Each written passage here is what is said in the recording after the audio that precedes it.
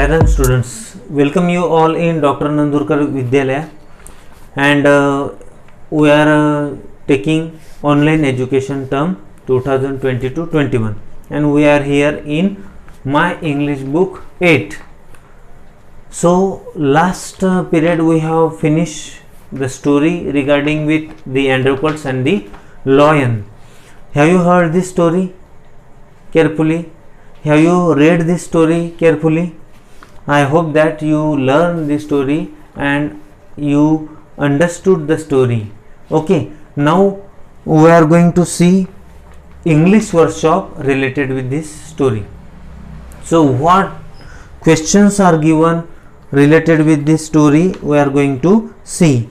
So open the page number 9 and try to understand the question. So what is first question given?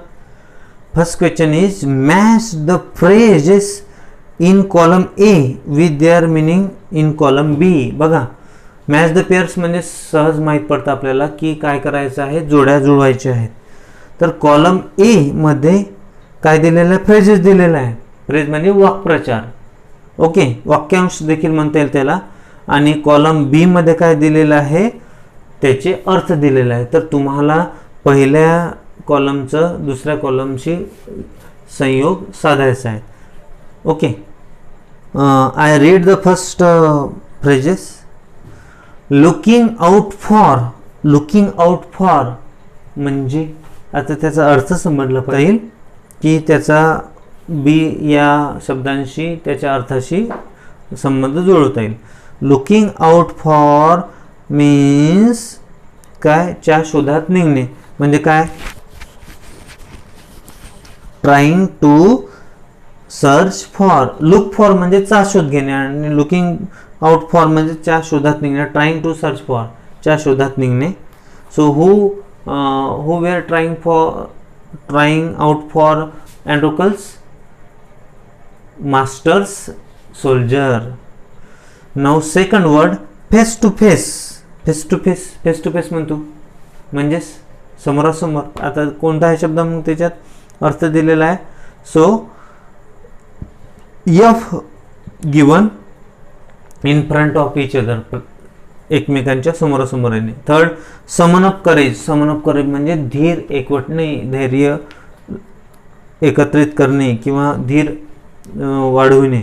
तो म्हणजे काय, what is given, try to be brave, शूर बनण्याचा प्रयत्न करणे.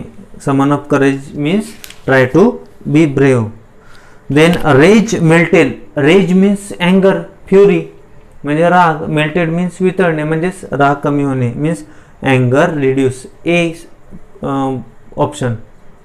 Now fifth, be moved by. Be moved by म्हणजे काय होणे, सुरुवातीला be moved by, return slowly, हळुवारपणे परतणे. Did you understand? Now page number 10, question B. Read the following sentence from the story.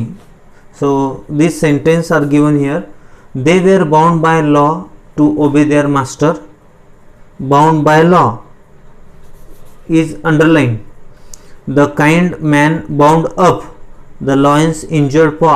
This is also underlined word. Third, the lion bounded towards Androcles again.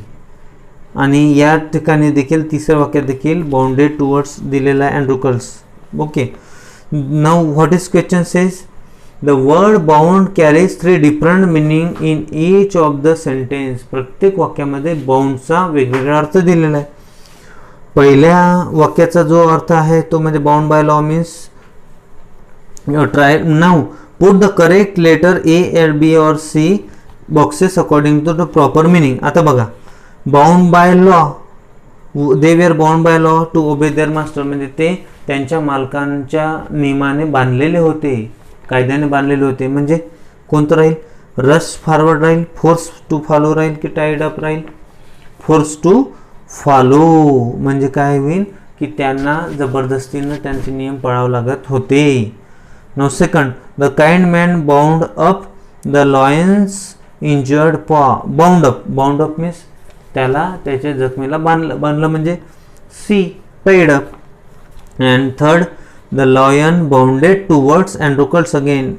Bounded towards म्हणजे च्याकडे धाव घेणे, च्याकडे पळणे किंवा निघणे. Means first option, rushed forward. Did you understand? Now translate each of three sentence A or B or C into your medium of instruction. आता ह्याच 3 वाक्याचं काय करायचं, तुम्ही मराठीमध्ये रूपांतर करायचं. आलं लक्षात? Now second question, find the story antonyms. Means what is mean by antonyms? Means opposite words of the following. या शब्दांचे अपोजिट वर्ड्स शोधायचे आहे तुम्हाला. बघा, नो काइंड, काइंड मीन्स दयाळू and दयाळू opposite wicked or cruel. Now second, poor, poor means गरीब and poor opposite rich, wealthy. Third, slave, slave means Ghulam, slave opposite master. Fourth, high, high means उंच, high opposite low. Fifth, punishment, punishment means शिक्षा and what is the opposite of punishment? Reward, R-E-W-A-R-D, reward. Okay. Now 6, unbound, unbound means मुक्त करणे and opposite bound, bind up, tied up means बंदिस्त करणे. Then 7, tender, tender means नाजूक, कोमल and tender opposite hard, rash. And last one is happy, happy means आनंदी, happy opposite sad. Did you understand? Now next question, conduct a game of synonyms and antonyms in the class. Okay. Big question, find from the story 5 words that describe the sound made by the lion. Lion ने जे आवाज केलेला होता तो 5 प्रकारचा आवाज तुम्ही काय करायचा आहे, नोंदवायचा आहे. जसं काय केलं होतं, तो एकदम कणला, मो लॉयन मोन अँड व्हिम्पर्ड हा देखील एक आवाज होता त्याचा. ओके. नंतर जेव्हा त्याला एकदम भुकेलेलं ठेवलं तेव्हा ते देखील काय झालं की त्याला देखील चवताळून गेला होता. तेव्हा काय झाला होता, फ्युरियस झाला होता, फ्युरियस. ओके. तर अशा पद्धतीनं तुम्हाला त्याचे 5 आवाज लिहायचे आहे या पाठातून. Now third, write the reaction that followed each of the actions given below. Reaction means प्रतिसाद लिहायचा तुम्हाला याच्यातला. Androcles did not like his cruel master, so Androcles ran to the forest. म्हणजे काय झालं की अँड्रोकल्सला त्याच्या निर्दयी मालकाचा स्वभाव आवडला नाही, म्हणून त्याचे नियम आवडले नाही, म्हणून काय केलं, अँड्रोकल्स तिथून पळून गेला. अशा पद्धतीने तुम्हाला लिहायचं आहे.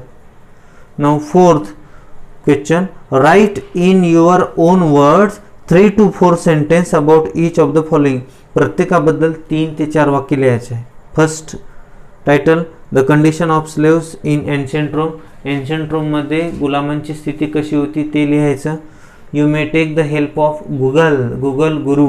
Okay, you will get each and every information on the Google. Now second, qualities of Androcles. Androcles चे जे गुण होते ते लिहायचे आहेत. But before you go to the Google search, all the information given in your story, so you don't have to go anywhere.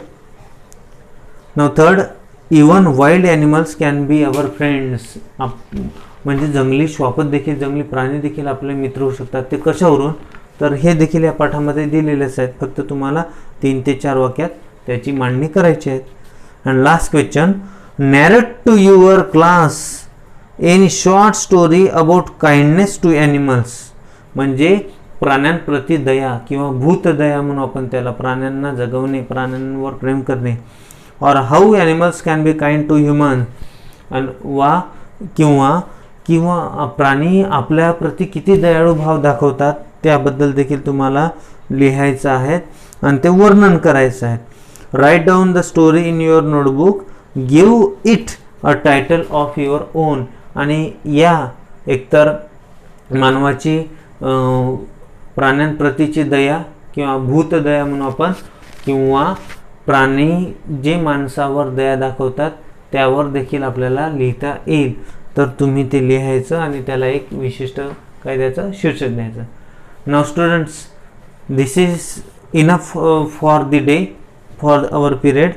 Now we have explained all the questions related with Androcles and the lion.